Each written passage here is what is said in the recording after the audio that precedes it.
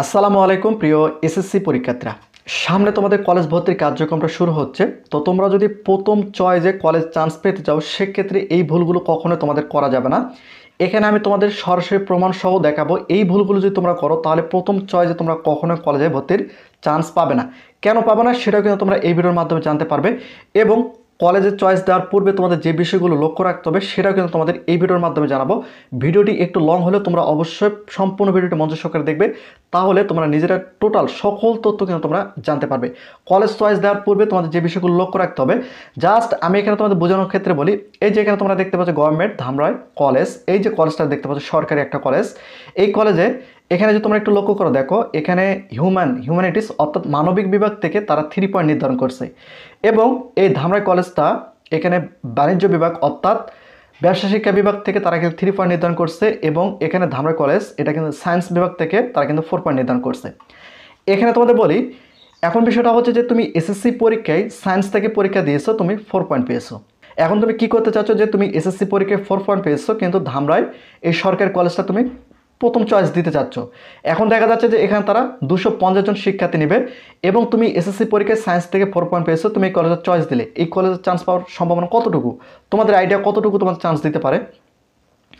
এখানে তোমাদের আমি বলে রাখি, যে কলেজগুলো 4 পয়েন্ট নির্ধারণ করবে সেই কলেজগুলোতে তোমাদের আবেদন করবে কারা? যারা এসএসসি পরীক্ষায় 4.50 পেয়েছে, 4.85 পেয়েছে অর্থাৎ A+ পেয়েছে, 4 পয়েন্টের উপরে যারা নম্বর পেয়েছে তারা কিন্তু এই ধরনের কলেজগুলোতে চয়েস দিবে। তারা যখন এই ধরনের কলেজগুলোতে চয়েস দিবে তারা কিন্তু প্রথম পর্যায়ে চান্স পাওয়ার সম্ভাবনা থাকে 80 থেকে 90%।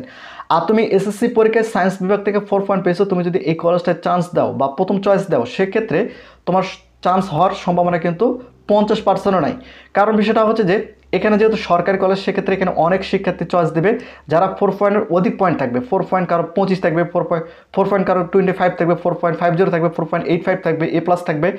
এখন তুমি এসএসসি পরীক্ষায় সায়েন্স বিভাগ থেকে 4 পয়েন্ট পেয়েছো, তুমি এই কলেজটা সর্বনিম্ন সায়েন্স বিভাগে ভর্তি হওয়ার জন্য 4 পয়েন্ট নির্ধারণ করছো। তুমি যদি আবেদন করো তাহলে যে সকল শিক্ষার্থীরা 4.25 পেয়েছে, 4.50 পেয়েছে বা 4.50 পেয়েছে তাদেরকে বাদ দিয়ে তুমি 4 পয়েন্ট পেয়েছো, তোমাকে কখনো নেবে? কখনোই কিন্তু নেবে না। এই জন্য তোমাদের এসএসসি পরীক্ষায় যে ধরনের রেজাল্ট আসছে তার থেকে যারা কম জিপিএ নির্ধারণ করে রাখছে যে কলেজগুলোতে, সেই কলেজগুলোতে তোমাদের আবেদন করতে হবে।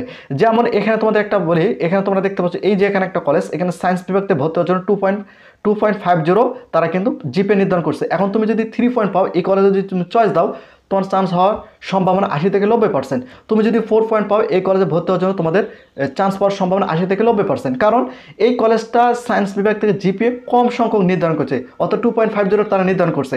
এখন তুমি যদি 3 পয়েন্ট পাও, 4 পয়েন্ট পাও, তাহলে এই কলেজে তুমি প্রথম চয়েস দাও, তাহলে প্রথম চয়েসে তুমি এই কলেজটায় চান্স পাবে।